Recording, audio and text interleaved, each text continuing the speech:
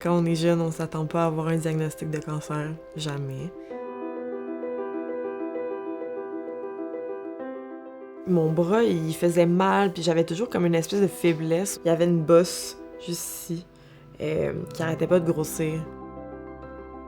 On a appris que j'avais un sarcome des Ewing, qui est un cancer des os. Un sarcome, c'est un cancer du tissu conjonctif, de façon générale. Si on pense à la graisse, si on pense aux muscles, si on pense aux os ou aux tendons, ce sont des tissus de soutien et les sarcomes dérivent de ces tissus-là. Le premier truc qui m'est venu en tête lorsque j'ai eu mon diagnostic, c'était que ma grand-mère a eu un cancer. Elle s'en était pas sortie. J'ai comme un peu éclaté en sanglots. Ma mère s'est même évanouie à côté. Puis mon papa, il pleurait aussi. Puis c'est rare de voir mon papa pleurer. Après mon diagnostic, j'ai été pris en charge vraiment par une équipe magnifique chez Sarcome McGill. Elle s'est présentée avec une maladie sérieuse qui nécessitait une approche multidisciplinaire. Chirurgie, chimiothérapie pour près d'1 an, radiothérapie. Dr. Freeman, qui a été ma radio-oncologiste, Dr. Arcindor et Dr. Turcotte, qui ont été mes oncologues. We're offering the very best care that we possibly can from the very beginning. When patients come, this is probably the first time they've ever heard about sarcomas. They don't know what sarcomas are because it's a very rare cancer.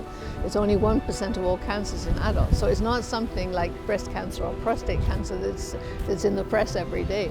Nous avons la chance d'être une équipe vraiment forte, avec de vrais experts dans tous les domaines. Chirurgie, radio-oncologie, oncologie médicale, radiologie, pathologie, soins infirmiers. And working in a team means that we work together in a clinic, we see patients together from diagnosis onwards, we discuss cases on a very regular basis at our tumor boards. Ceux qui viennent nous voir se sentent rapidement en confiance. On est un peu en mode survie. J'ai juste commencé à cliquer des hashtags, cancer patient, Ewing sarcoma. Puis c'est là que j'ai trouvé un réseau. Ma guérison, 50% de ma guérison a été par rapport à mon réseau que je me suis fait non seulement en ligne, mais aussi par ma famille, par mes amis. Not all patients are like Ariane. No, not at all. J'ai beaucoup appris d'Ariane en prenant soin d'elle. Elle a bravé cette difficulté, non seulement avec courage, mais avec beaucoup d'élégance. Quand les choses vont pas bien, on peut toujours faire une blague, on peut toujours dédramatiser la situation. J'essaie de garder cet esprit-là dans mon optique de vie le plus possible. Aujourd'hui, ça va très bien. J'ai aménagé en appartement avec mes 2 meilleurs amis, ce que, à cause de la maladie, je pensais jamais faire. C'est sûr que j'aurai toujours une situation de handicap. Je vais vivre avec une douleur chronique toute ma vie. Des fois, je mets des vêtements qui me montrent moins mon corps parce que je veux pas me faire poser de questions. Mais j'essaie le plus possible de le faire. J'essaie le plus possible d'être moi. Mon espoir pour le futur, en tant qu'oncologue médical, c'est de guérir le plus de monde possible ou au moins de faire que les patients atteints de cette maladie vivent le plus longtemps possible avec la meilleure qualité de vie possible.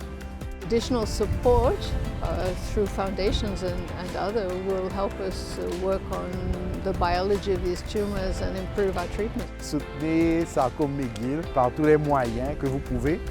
Cela nous permettra d'avoir des diagnostics plus précis, d'offrir des traitements mieux adaptés et également de participer à des essais cliniques de pointe.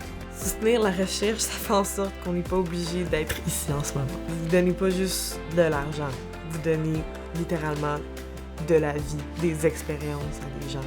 Vous leur donnez une opportunité à vivre une vie normale.